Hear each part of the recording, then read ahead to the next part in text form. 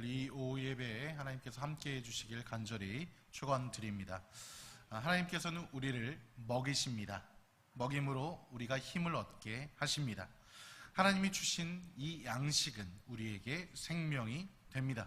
이 사실을 믿으십니까? 주님이 주시는 영원한 생명의 양식을 받아 누리는 삶을 살기를 주님의 이름으로 축복합니다. 오늘 말씀에서는 하나님께서 먹이신 백성이 등장합니다. 바로 이스라엘 백성입니다. 그들은 하나님의 은혜로 출애굽을 하였습니다. 이스라엘 백성들은 출애굽 후 하나님의 인도하심을 따라 살아갔습니다. 약 2달 반의 시간이 지난 어느 날 모세와 아론을 향해 원망 섞인 목소리가 들리기 시작했습니다. 이 원망의 목소리는 바로 배고픔이었습니다. 그들은 16장 3절에서 이렇게 말하고 있습니다. 이스라엘 자손이 그들에게 이르되 우리가 애굽 땅에서 고기 가마 곁에 앉아 있던 때와 떡을 배불리 먹던 때에 여호와의 손에 죽었더라면 좋았을 것을 너희가 이 광야로 우리를 인도해내어 이 온 회중이 줄여 죽게 하는도다. 이스라엘 백성들은 오히려 종살이 했을 때가 좋았다라고 아론과 모세에게 원망과 짜증을 뱉어내고 있습니다. 그들이 말하는 것은 이렇습니다. 애굽에서 고기를 먹고 그리고 떡을 배불리 먹었던 때가 있었다는 것입니다.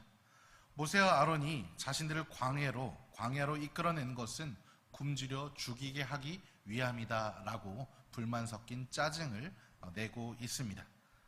그런데 과연 그 때가 좋았을까요? 출애굽기 2장과 그리고 5장을 살펴보면 그들의 삶이 너무나 극심한 고통 가운데 있음을 우리는 살펴볼 수가 있습니다.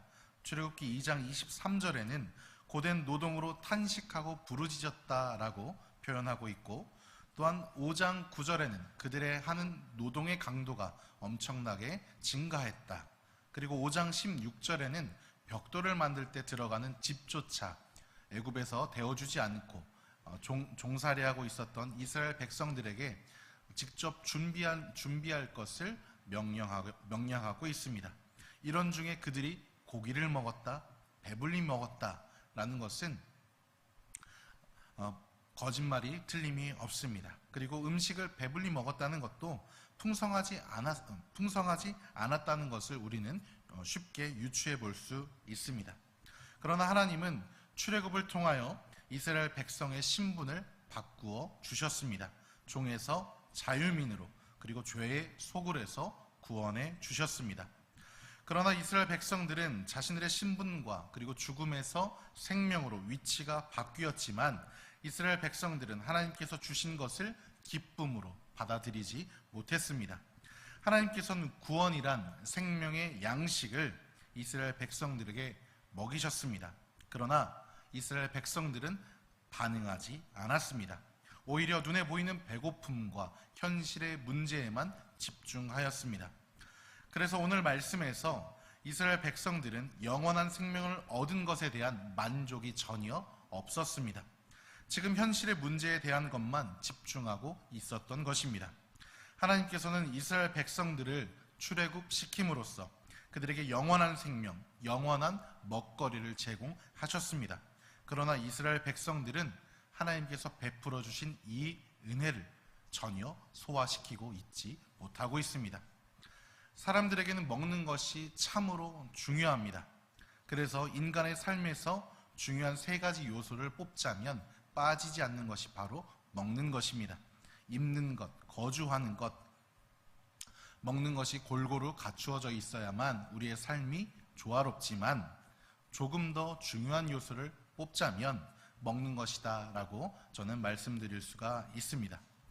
다들 이유는 아실 것입니다. 옷과 집은 없어도 살지만 먹는 것은 절대 포기할 수가 없습니다. 제가 먹는 것을 좋아해서 먹는 것을 뽑은 것이 아니라는 것 다들 잘 아실 것입니다. 그래서 사람은 움직일 때 에너지가 필요합니다. 사람을 움직이는 이 에너지 어디서 오는 것입니까? 대부분의 에너지는 우리가 먹는 것에서 충당합니다. 사람은 결국 먹어야 삽니다. 사람의 내면, 장기를 살펴보면 음식물을 소화시키는데 최적화가 되어 있습니다. 장기는 소화시킨 음식물을 에너지로 흡수합니다. 장기를 통해 흡수된 에너지는 사람을 움직이게 합니다. 그래서 사람은 양식을 먹어야 삽니다. 그리고 양식이 잘 소화되어야지만 에너지로 사용할 수 있습니다. 하나님께서는 이스라엘 백성들에게 영원한 양식을 먹이셨습니다. 그것은 바로 구원입니다. 출애굽입니다. 이 출애굽을 통하여 하나님의 은혜를 체험하게 하셨습니다.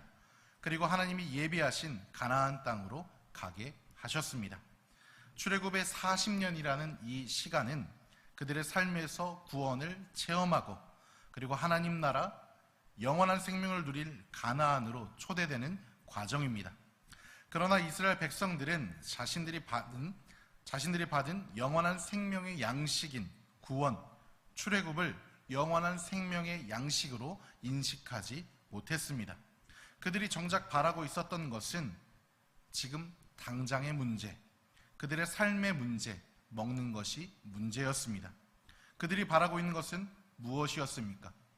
배고프다는 것이었습니다. 먹는 문제라는 것이죠. 지금 당장의 배고픔을 해결하는 것이 그들의 소망이었습니다. 그래서 자신들을 이끌어낸 모세와 아론을 원망하고 있는 것입니다. 그러나 모세와 아론을 원망한다는 것은 결국 하나님을 원망하는 것과 다름이 없습니다. 그러나 하나님께서는 이러한 원망 가운데서도 오히려 그들에게 다가오셨습니다.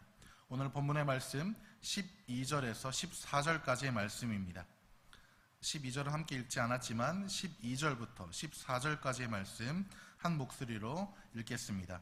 내가 이스라엘 자손의 원망함을 들었노라. 그들에게 말하여 이르기를 너희가 해질 때에는 고기를 먹고 아침에는 떡으로 배부르리니 내가 여호와 너희의 하나님인 줄 알리라 하라 하시니라. 저녁에는 메추라기가 와서 진에 덮이고 아침에는 이슬이 진 주위에 있더니 그 이슬이 마른 후에 광야 지면에 작고 둥글며 서리같이 가는 것이 있는지라. 아멘. 이스라엘 백성들의 원망 가운데서도 오히려 하나님께서는 그들의 필요를 채워주셨습니다. 그 체험은 바로 메추라기와 만나였습니다. 이 메추라기와 만나도 그냥 주신 것이 아니었습니다. 메추라기는 이스라엘 백성들의 진 안으로 들어오게 하셨습니다. 그리고 만나는 그와 반대로 이스라엘 진 주위에, 진 바깥에 위치하게 하셨습니다. 여기에는 이스라엘 백성들을 향한 하나님의 배려가 숨겨져 있습니다. 메추라기는 새입니다. 그래서 날아갈 수가 있습니다. 새를 잡는 방법은 한 번에 크게 그물이나 잡을 수 있는 것들을 넓게 펼쳐서 한 곳으로 집중시켜서 모아서 잡아야 합니다. 그렇기에 백성들의 가운데로 메추라기를 몰고 오셔서 백성들이 손쉽게 잡을 수 있게 하셨습니다. 그리고 만나는 진 바깥 주위에 내리게 하셨습니다. 사람들의 왕래로 인해 밟혀 쓸모없게 되는 것을 방지하기 위함입니다. 또한 만나를 거두러 갈 때 진영에 있는 사람들에게 가깝고 그리고 누구나 편하게 구할 수 있는 그곳으로 하나님께서 배려하신 것입니다. 그래서 메추라기와 만나는 다른 말로 하나님의 은혜다라고 할 수가 있습니다. 하나님께서 주신 영원한 양식을 소화시키지 못하는 이스라엘 백성들을 향해 하나님께서 친히 다시 베풀어 주신 은혜인 것입니다. 마치 엄마들이 잘 씹어 삼키지 못하는 영유아들을 위해 음식을 잘게 다져주는 것과 같습니다. 엄마들이 귀찮지만 이유식을 만들 때 잘게 다지는 이유 무엇입니까? 아이가 제대로 씹지 못하기 때문에 소화를 돕기 위함이 첫 번째 이유입니다. 그리고 두 번째는 여러 가지 식감을 통해 아이가 다채로운 맛을 느끼게 하기 위함입니다. 메추라기와 만나가 하나님께서 주어 먹게 하신 양식입니다. 하나님의 뜻을 이해 못한 이스라엘 백성들에게 그들이 하나님의 뜻을 잘 이해할 수 있도록 현실의 방법으로 그들에게 은혜를 베풀어 주신 것입니다. 잘게 다져주어 그들의 소화를 돕고 여러 가지 식감을 통해 여러 방법으로 그들이 은혜를 누리고 있음을 깨닫게 하신 것입니다. 하나님께서 우리에게 주어 먹게 하신 양식 무엇입니까? 그것은 바로 예수 그리스도입니다. 이스라엘 백성들을 향해 베푸신 이 은혜를 오늘 우리도 누리며 살고 있습니다. 하나님께서는 메추라기와 만나를 이스라엘 백성들에게 내리셨습니다. 그리고 이제 거두게 하십니다. 그리고 이 거둠에서도 하나님의 은혜를 다시 한번 체험하게 하십니다. 오늘 본문의 말씀 16절에서 18절의 말씀까지 함께 살펴보도록 하겠습니다. 16절에서 18절까지의 말씀입니다. 여호와께서 이같이 명령하시기를 너희 각 사람은 먹을 만큼만 이것을 거둘지니 곧 너희 사람 수효대로 한 사람의 한 오멜씩 거두되 각 사람이 그의 장막에 있는 자들을 위하여 거둘지니라 하셨느니라. 이스라엘 자손이 그같이 하였더니 그 거둔 것이 많기도 하고 적기도 하나 오멜로 되어본즉 많이 거둔 자도 남음이 없고 적게 거둔 자도 부족함이 없이 각 사람은 먹을 만큼만 거두었더라. 아멘. 하나님의 은혜는 일방적인 것이 아니었습니다. 모든 사람에게 똑같이 주신 것이 아닙니다. 바로 각 사람의 먹을 만큼만 오늘 거두게 하십니다. 바로 그것은 사람마다 음식을 소화할 수 있는 양이 다르기 때문입니다. 그래서 그 양을 고려해서 거두게 하셨습니다. 그럼 하나님의 은혜를 받은 대상 누구입니까? 바로 이스라엘의 모든 사람을 대상으로 하셨습니다. 또한 양을 오멜이라는 단위로 계산해 보니 남음이 없이 부족함이 없이 모두에게 필요한 만큼 돌아가게 하셨습니다. 하나님의 은혜는 부족함이 없이 모두에게 돌아가게 되었다는 것을 우린 또한 살펴볼 수 있습니다. 그런데 여기서 문제가 하나 발생합니다. 하나님의 은혜는 모든 백성들에게 부족함이 없이 돌아갑니다. 하나님께서는 모두에게 양식을 주셨습니다. 그래서 모두가 그 은혜를 누렸습니다. 그러나 그 은혜를 제대로 누리지 못하는 경우가 발생하였습니다. 바로 하나님이 주신 은혜를 제대로 소화시키지 못하는 것에서 일어난 일이었습니다. 오늘 본문의 말씀 19절과 20절 함께 살펴보겠습니다. 모세가 그들에게 이르기를 아무든지 아침까지 그것을 남겨두지 말라 하였으나 그들이 모세에게 순종하지 아니하고 덜어는 아침까지 두었더니 벌레가 생기고 냄새가 난지라 모세가 그들에게 노하니라. 아멘. 하나님께서는 이스라엘 백성들에게 구원이란 이름의 출애굽, 영원한 생명의 양식을 주셨습니다. 하지만 이스라엘 백성들은 소화시키지 못했습니다. 이스라엘 백성들의 출애굽 과정을 살펴보면 항상 불만과 원망이 가득함을 우리는 알 수 있습니다. 홍해를 앞두었을 때, 그리고 마실 물이 없었을 때, 그리고 오늘 본문의 말씀처럼 먹을 것이 없었을 때, 그리고 대적들이 자신들을 공격하려 하였을 때를 살펴보면 그들은 언제나 불만이었습니다. 그리고 언제나 원망하였습니다. 이스라엘 백성들은 그들에게 하나님께서 주신 그 은혜를 헤아리지 못한 것입니다. 메추라기와 만나를 주셨지만 하나님의 말씀을 그들은 믿지 못했습니다. 광야의 삶이란 철저히 의지해야 하는 삶입니다. 스스로는 아무것도 할 수 없기 때문입니다. 그들의 삶은 출애굽부터 가나안 정복까지 하나님께서 인도하신 삶이었습니다. 그러나 하나님께서 남겨주지 말라, 모세를 통해 남겨주지 말라 하신 하나님의 말씀을 그들은 믿지 못하고 있습니다. 그래서 그들은 더욱더 양식을 남겨두었습니다. 눈에 보이지 않는 하나님보다 지금 당장 눈에 보이는 메추라기와 만나를 남겨두는 것이 더 현명해 보였습니다. 그러나 모세는 메추라기와 만나를 주신 하나님의 뜻을 알았습니다. 하나님께서 메추라기와 만나를 주시며 남겨두지 말라 말씀하신 것은 매일의 양식을 거둠으로써 하나님의 은혜를 매일매일 체험하길 바랐기 때문인 것입니다. 하나님을 의지하는 삶을 통해 하나님의 자녀로서 깊은 교제를 맺길 바랬던 것입니다.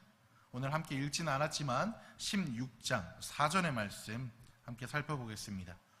오늘 출애굽기 16장 4절의 말씀입니다. 함께 읽겠습니다. 그때 여호와께서 모세에게 이르시되 보라, 내가 너희를 위하여 하늘에서 양식을 비같이 내리니 백성이 나가서 일용할 것을 날마다 거둘 것이라. 이같이 하여 그들이 내 율법을 준행하나 아니하나 내가 시험하리라. 하나님은 매일의 일용한 양식을 주신다 말씀하십니다. 매일의 양식이 백성들에게 주어질 것을 말씀하고 계시는 것입니다. 실제로 이런 하나님의 말씀은 오늘 16장 35절을 통해 알 수 있듯이 하루가 아닌 매일 지속되었고 가나안 입성 전까지 40년 동안이나 지속되었습니다. 결국 하나님은 이스라엘 백성들의 일상을 그리고 삶을, 그들의 생명을 책임지셨습니다. 물론 양식을 다 먹지 않고 남겨두는 것, 모아두는 것 자체는 나쁜 것이 아닙니다. 인간적으로 생각해 볼 때 매우 합리적이고 이상적인 판단입니다. 그러나 우리의 생각보다 더 중요한 것이 있습니다. 그것이 무엇입니까? 하나님의 말씀입니다. 만약 모든 상황 속에서 자신의 노력과 행동만으로 모든 것에 대처한다면 어떻게 되겠습니까? 이스라엘 백성들에게 하나님이 필요하겠습니까? 필요 없을 것입니다. 왜 그들에게 하나님이 필요 없겠습니까? 그들의 노력과 행동이 그들을 구원하기 때문인 것입니다. 그러나 이스라엘 백성들을 광야로 이끄신 분 누구십니까? 하나님이십니다. 그리고 모든 상황 속에서 이겨낼 힘을 주시는 분 또한 누구십니까? 바로 하나님이십니다. 하나님께서는 광야에서의 매일의 시간을 통해 이스라엘 백성들이 하나님의 은혜를 체험하길 바라셨습니다. 그것은 우리들도 마찬가지입니다. 그러나 오늘의 말씀 20절을 통해 말씀하고 계시듯 이스라엘 백성들은 하나님의 말씀에 순종하지 못했습니다. 결국 하나님께서 주어 먹게 하신 양식인 만나를 아침까지 두어 벌레가 생기고 냄새나게 하였습니다. 못 먹게 된 것입니다. 결국 하나님의 말씀에 순종하지 못한 그들의 행동은 하나님께서 내려주신 이 만나가 아무런 가치가 없게 만들어버렸습니다. 소화를 시키지 못한 것입니다. 결국 우리 몸에서 양식이 제대로 소화되지 못하면 우리 몸에 독소로 쌓이게 됩니다. 그리고 이 독소는 결국 우리 몸에서 병을 일으키는 원인이 됩니다. 또한 제대로 소화되지 못하면 영양분으로도 흡수되지 못합니다. 그리고 우리의 배설물로 자주 밖으로 배출되게 됩니다. 이러한 현상이 계속되게 된다면 계속하여 허기짐을 갖게 되고 음식만을 찾게 됩니다. 하나님이 주신 은혜로 생명으로 만나를 소화시키지 못하니 결국 사람들이 찾게 되는 것은 무엇입니까? 세상의 것으로 자신들의 허전함을 채우게 되는 것입니다. 그러나 하나님께서 주어 먹게 하신 양식인 만나, 구원의 빈자리는 세상의 것으로는 채울 수 없습니다. 더 가짐으로 채워지지 않고 더 먹음으로 충만해지지 않습니다. 잠시 배부름은 있겠으나 그것은 한낮의 즐거움일 뿐 결국 나를 병들게 합니다. 사랑하는 선돌교회 성도님들, 여러분들은 무엇으로 여러분들을 채우고 계십니까? 하나님께서 주어 먹게 하신 양식, 만나로서 영원한 생명의 떡이신 예수님으로서 여러분들을 채우고 계십니까? 아니면 예수님이 아닌 다른 것으로 나를 채우고 계십니까? 만약 예수님이 아닌 다른 것으로 나를 채우고 있다면, 그리고 하나님을 원망하고 불만을 갖고 계신다면 지금 나의 신앙이 어디에 있는지 점검하는 시간을 가져보시기 바랍니다. 그리스도인은 내 안에 예수님이 있는 사람입니다. 예수님을 증거하는 증인의 삶을 사는 사람입니다. 여러분들의 삶은 예수님이 내 안에 있는 삶이십니까? 하나님이 주시는 양식으로 힘을 얻어 살고 계십니까? 참된 그리스도인은 생명의 양식을 소화시켜 그 은혜로 사는 사람입니다. 생명의 떡이신 예수님으로 자신을 채운 사람입니다. 하나님께서 이스라엘에게 부어주신 은혜를 생각하며 우리는 예수님으로 나를 채워야 합니다. 예수님을 마음에 영접하여 매 순간마다 예수님의 뜻대로 살아가길 힘써야 합니다. 그것이 생명의 떡 대신 우리에게 영원한 생명을 주신 예수님을 내 마음에 모신 사람들의 모습인 것입니다. 우리의 삶 가운데서 하나님이 주어 먹게 하신 생명의 양식인 예수님을 날마다 먹으며 구원의 기쁨을 소화시키시고 그 은혜로 살아가길 주님의 이름으로 축복합니다.